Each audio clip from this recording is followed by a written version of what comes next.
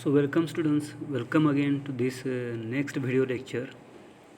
The subject is business communication, and in this second lecture we are going to study the definitions and concepts of business communication in detail. So before proceeding further, let us have a look on the previous slides or previous details we have discussed, that is revision.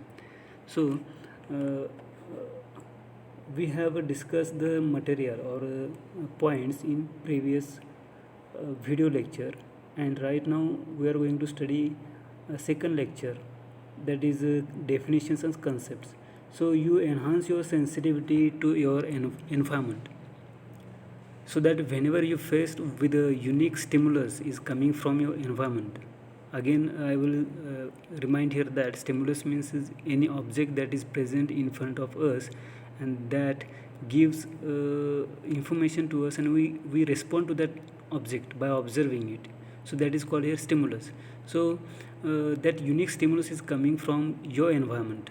You are able to deal with it, and that is what we will do through this course. We will also talk about the significance of this course and how it is going to help you in your later lives. So let us revise a little bit.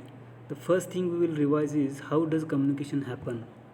In this we talked about the transmission of message, we talked about the transmission of contact, and we also talked about the fact that meanings do not get transmitted. Meanings are interpreted. Meanings formed give the message. It is shape and structure. The content is transmitted as it is. Meaning are interpreted, transmitted, but content is meaning is interpreted. Meanings are formed give the message. It is shape and structure, but content is transmitted as it is. But the meaning are depend upon the interpretation of the sender of the message and the receiver of the message. And in this context we talked about Barlow's SMCR model, which really deals with the importance of the context in the sender's environment and in the receiver's environment. It also talked about the interpretation of the communication channel by the sender and the receiver. So this is really important. Context is very important part of any type of communication. Context clearly determines how effective communication is. Communication is the interpretation, and the effectiveness of the communication really lies in the hands of the receiver. And this is one tool where the user of the tool or the person who is sending, in this context the person who is designing and sending the message, doesn't really have complete control over the kind of meaning that is transmitted. It is the receiver of the message who decides how effective the message is. It is the receiver who has all the power here. So this is really a very difficult tool to get used to develop your proficiency in, but it is possible. You communicate 24 by 7 hours. So we talked about Barlow's SMCR model. S stands for sender, M for message, and C for channel, and R for receiver. And Barlow's model talks about the importance of the elements or the constituents of each of these parts of the transmission of message. We also talked about who communicates. We talked about one-on-one communication, one-to-many communication, depending. And interpersonal communication, where we talk to ourselves, we communicate with ourselves in our own minds. That happens in the intrapersonal communication. We also talked about why business communication is important. Why do we study business communication? We talked about the paper by Square, which deals with what managers do and how they do, what they do and why they do, what they do and what affects what they do. So this is really what communication. It also depends on the kind of messages that are transmitted during this process, that have an impact on the way the business is conducted. We talked about why intercultural communication in business. We talked about the importance of intercultural communications. We talked about the history of intercultural communication, where it began, who started it, why it is considered important. We talked about the royals being trained in intercultural be trained uh, the royals been trained in intercultural communication to help them to deal with royals from other countries or communities or boundaries. So all this we discussed in the previous lecture. So in this slide we will discuss see here the bottom line in this course is, and the bottom line in good management is knowing what is fundamental to success and what is not. And this is the Scott Adams, the creator of Dilbert Comics, talks about a good manager just goes out and gets the job done with as optimal use of resources as possible. And that is really the bottom line, and the operational word here is also ethical. So good manager just goes out and gets the job done with as optimal and as ethical a use of resources as possible. So see here, and in order to get the job done, one needs to express oneself to people and make oneself understood to people. One who one may or may not share the background and common understanding with, and this really is intercultural communication competence. Such a simple concept that we have put into these big words, but all it really means is our effectiveness in dealing with people who may not share a common background with us, who may not share a common comfort zone with us. So,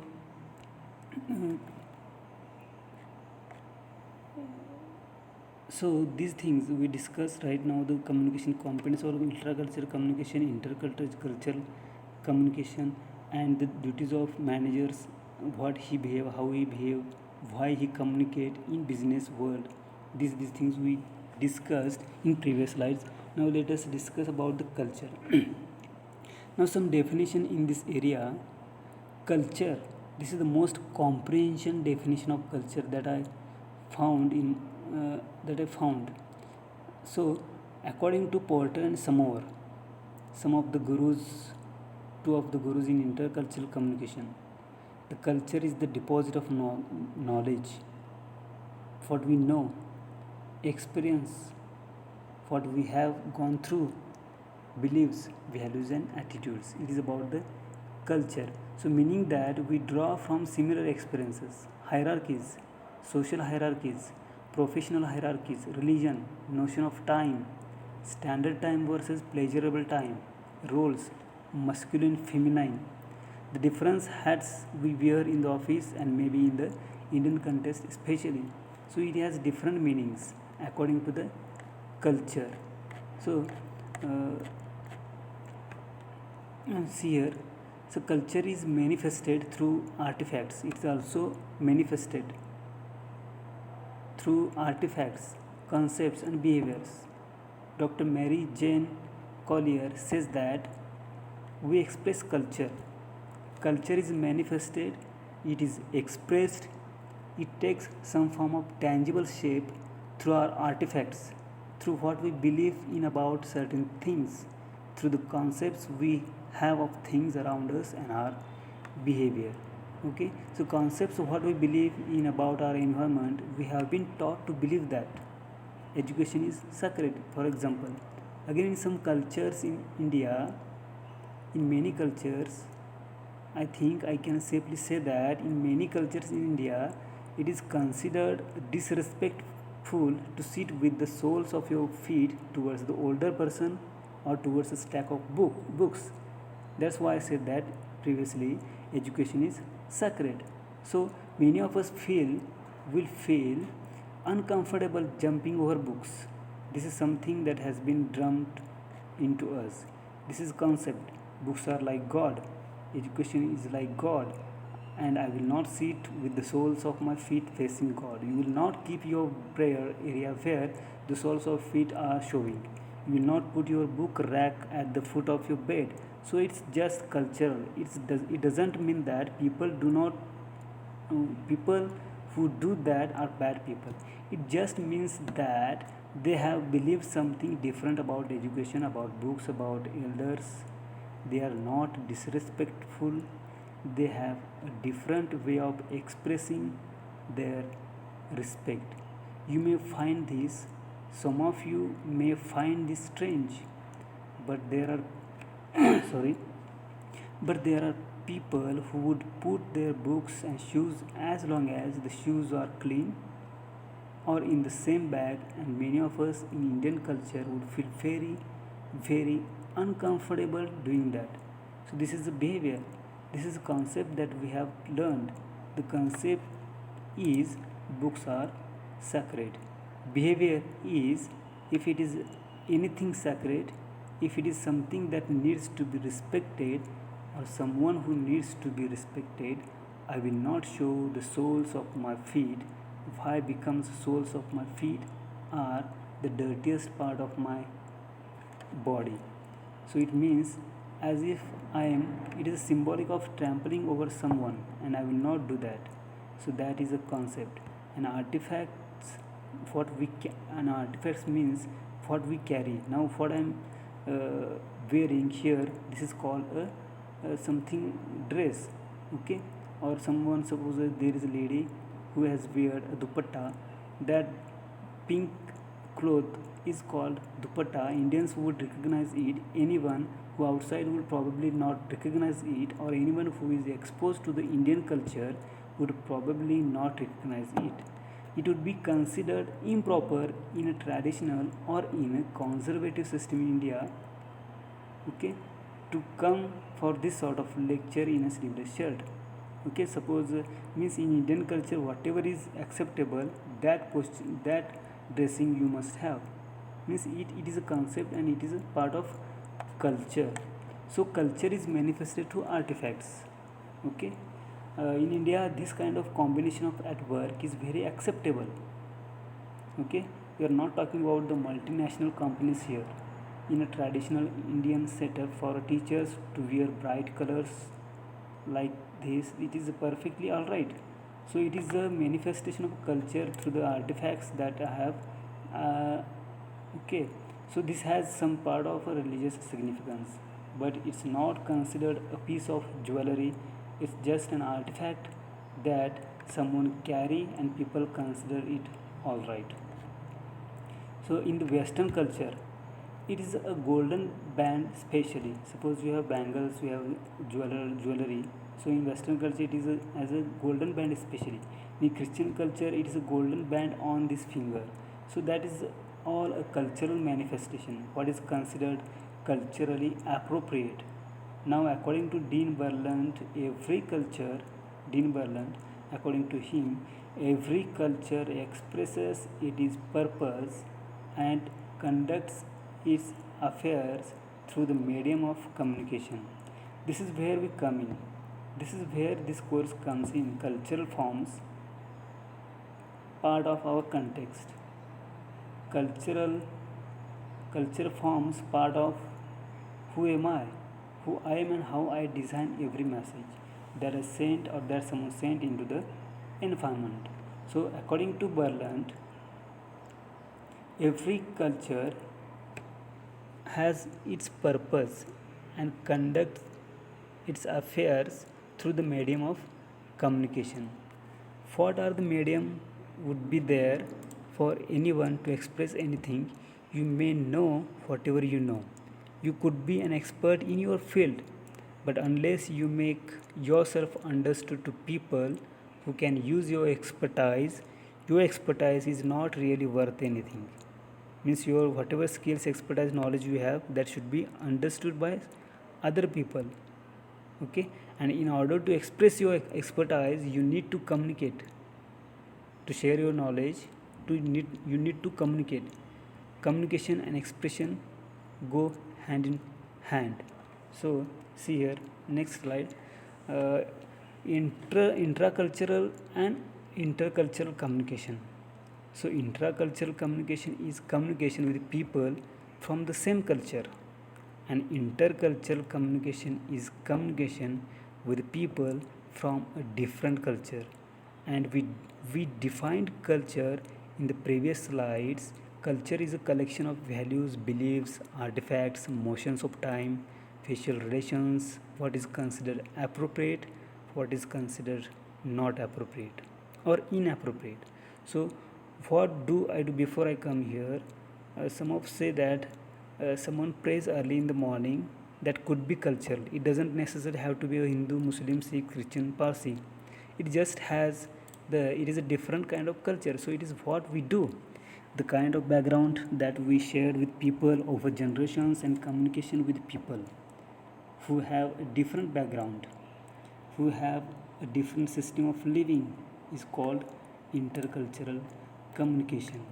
So here there are sources of differences, sources of differences, sources of information, sources of knowledge in the environment, and accordingly we communicate with the people.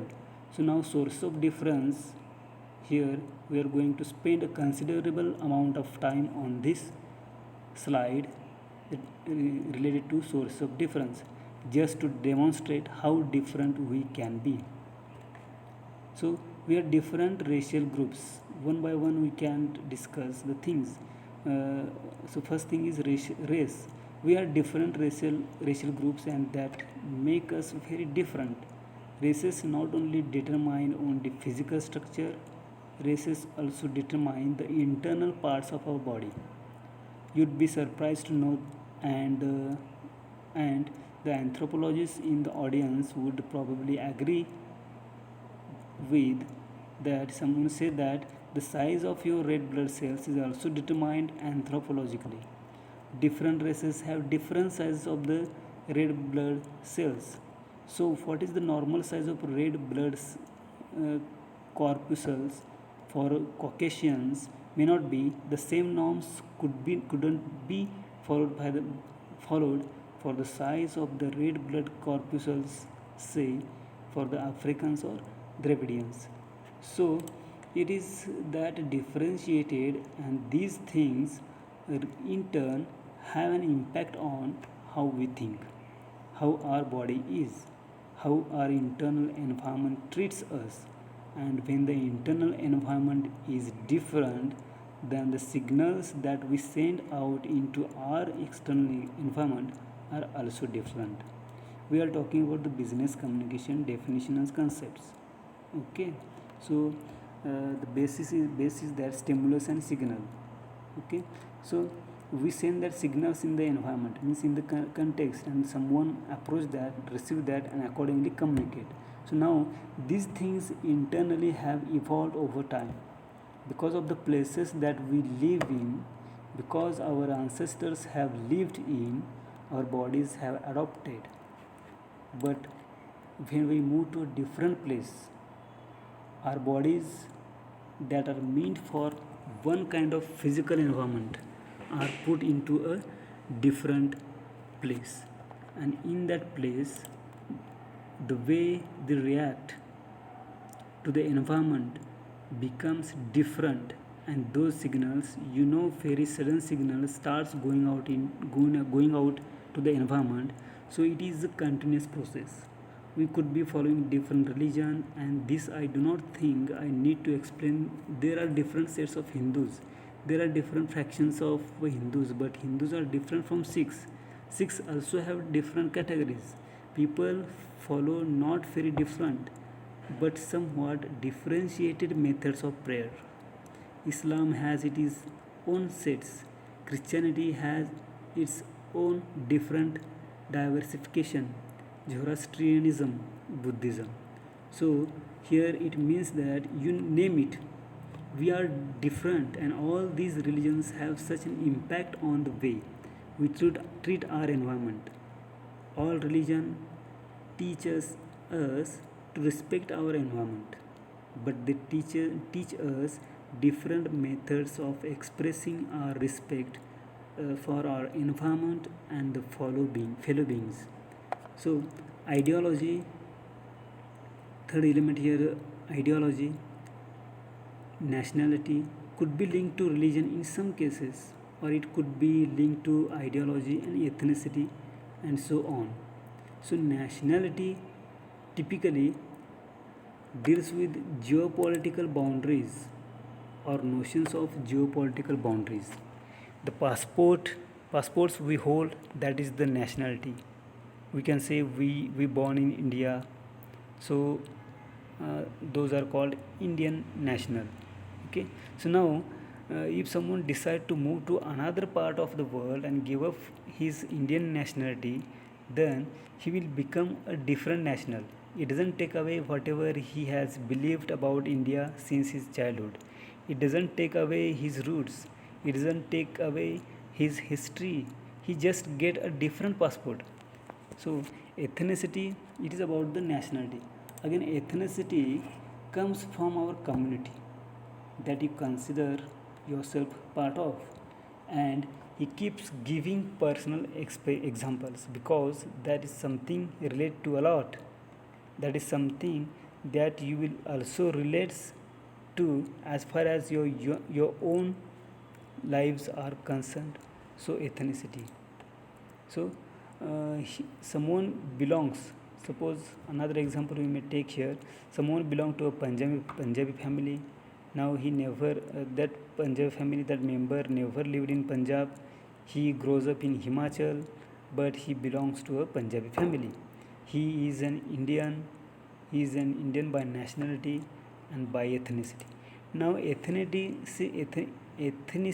is a, we very often talk about the expatriate Indians living in the United States.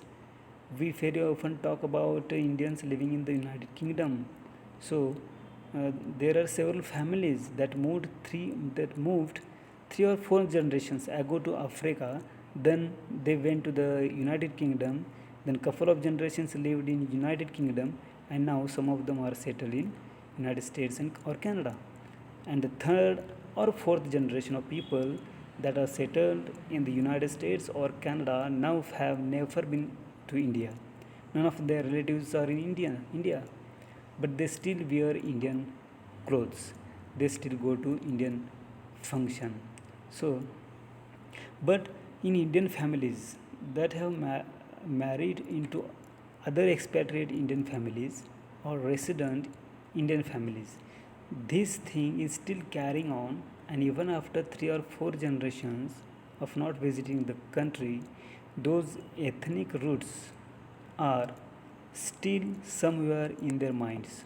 So we will learn how to dance in Indian way, and they will celebrate Diwali, Navratri, and all those things.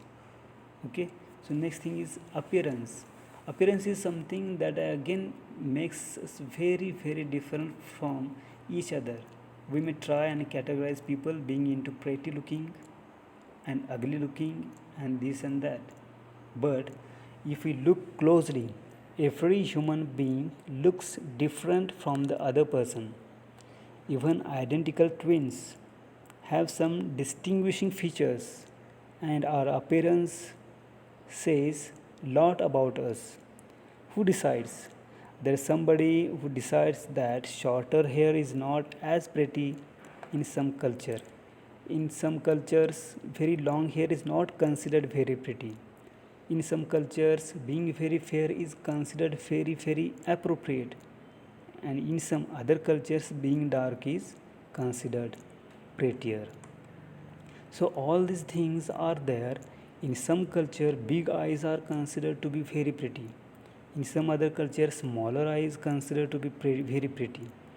All those things are there, and these are physical appearances that makes us uh, appearances that make us very different from each other, and we have certain notions about people who have all kinds of physical appearance. So women with long hair, if you are an Indian woman traditionally, then you would have long hair, dark hair. Okay, so if someone's hair is slightly on the lighter side, people will say that there is something wrong. You are an Indian, so even if someone's hair is brown, they will put it down as black, because an Indian woman is supposed to have as thick mane of hair and dark hair and long hair. So all those things, so we have our own notions.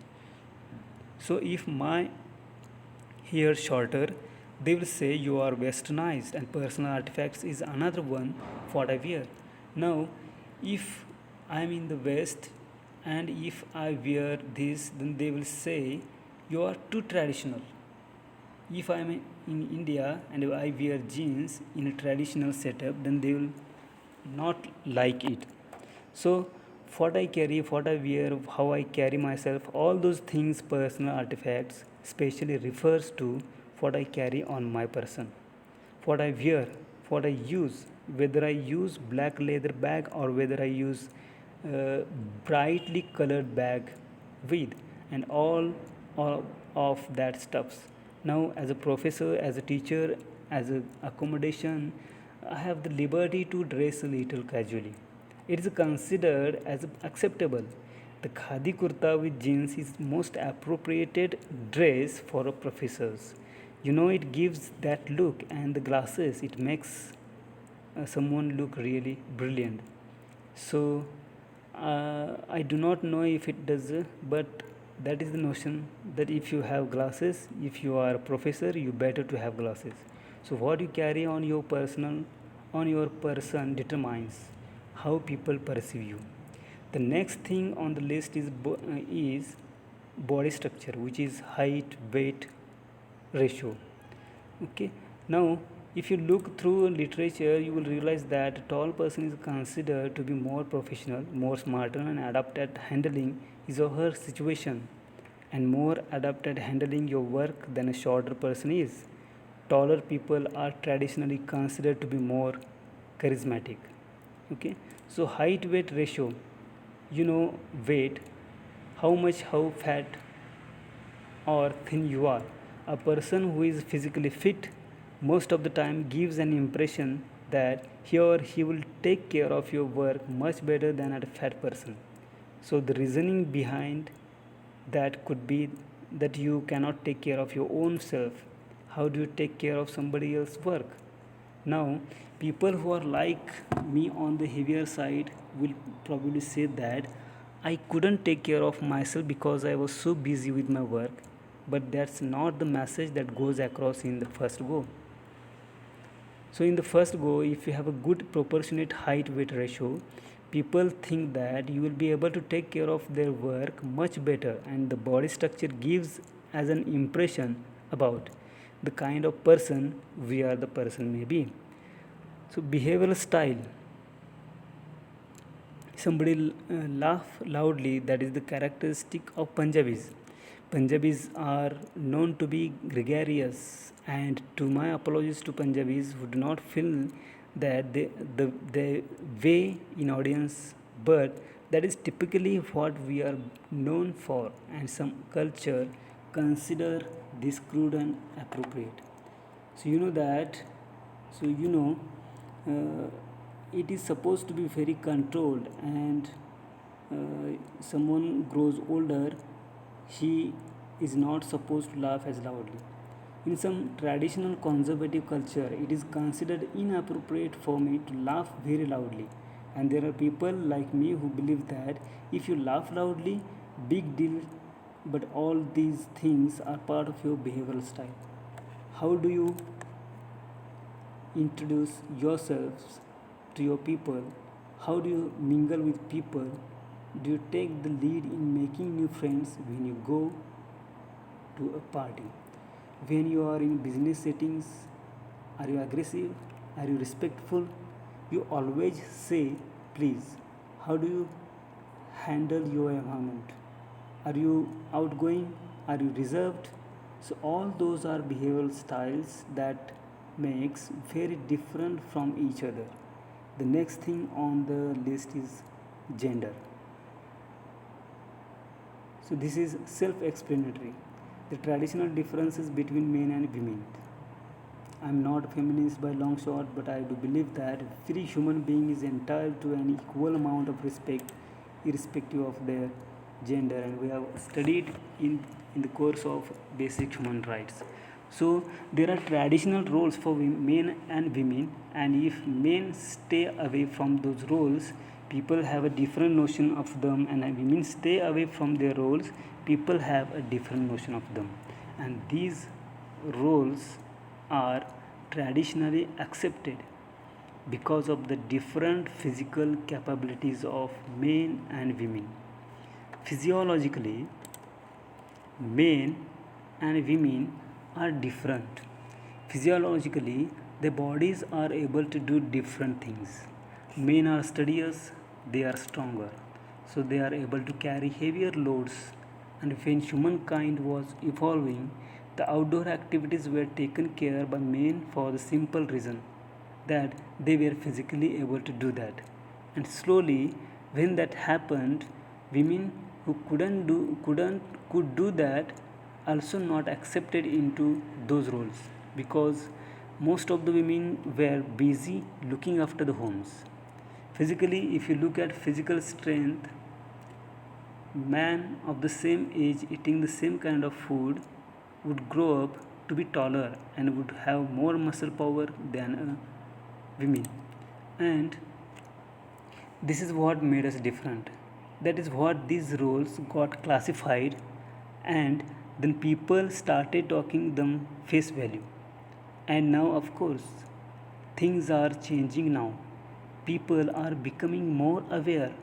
They are accepting lot more things. But these differences will continue to exist, and our perceptions are based on what men can and cannot do, should and should not be doing, and what women should and should not be doing and can and cannot doing. The next thing is sexual identity. This is very sensitive topic. Sexual identity is a taboo subject in many society, and homosexuality is slowly getting accepted in a country like India. But we do not like to talk about it. In Western countries, it is part of life. Person sexual preferences do not have. See here.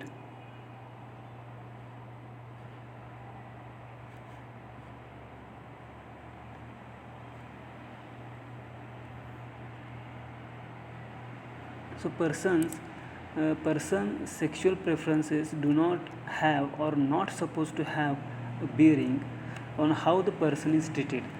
It's very personal matter. It's a very private matter.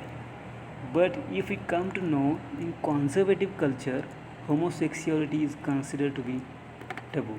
So it is considered to be something that happen to other people. It is considered to be something that shouldn't be spoken about, and there are reasons for it. There are social reasons for it, but these notions of a person's sexual identity, this also includes promiscuity. This also includes premarital relationships or extramarital relationships. So, all those things are in this category. It also includes the notions of sexual behavior in different cultures and how these notions are treated, and what is acceptable and what is not, and those are the things that help us form our opinion about people. So the next thing on the list is age. If I came here with a strand of white hair and another strand of gray hair and my hair tied off but burnt, or someone have that burnt and looking maybe 60 or 20 years older than many of students, would take much more seriously than they do today. They take us someone seriously, they do, but people would have lot more respect for a person who is perceived to be having more experienced. Okay, for example, someone looked younger, or he or she had shorter hair, and if he or she looks, say, maybe in his or her mid 20s, many people listening to her or him may not take her very seriously. The minute you see the word professor attached to someone, you assume that the person has to be older, has to be slightly boring and has to have some fight here in order to be called as a professor, fair enough. When one becomes a full professor, that is probably what the person looks like. But age is also associated with lot of experience, and where the person learns to interact with his or her environment based on what experience on that experience. And this is what makes us different from each other. You could have colleagues who is older, and depending on the culture hearing again, he keeps using this phrase because this is really sensitive. As you go along in this course, you realize how sensitive an issue this is. So you could have a colleague who is older than you, and in some culture you may not want to address that older colleague by first name ever, because you want to demonstrate respect. Okay, and if you even other older colleagues goes off on some issues, or somebody somehow misses a point, I should not goose up, but somebody somehow misses a point while doing something, you let the things slide just out of respect.